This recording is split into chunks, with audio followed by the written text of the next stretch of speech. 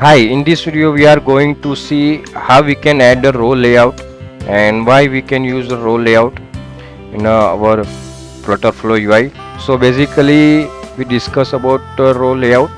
It will use to add the widget in a horizontal way, and so it's it not manually we can adjust and design for add the widget in a horizontal way, but when we add the widget in a row layout, then it will adjust in a horizontal way.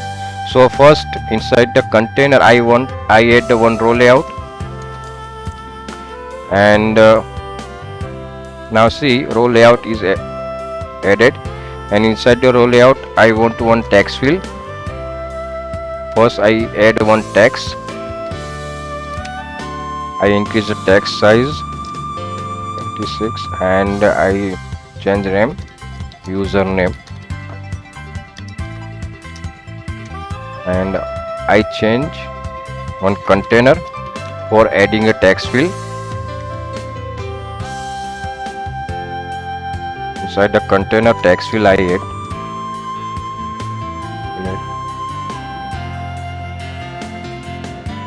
So now we can see here with just one by one widget added inside the row layout, it will adjust in horizontal way.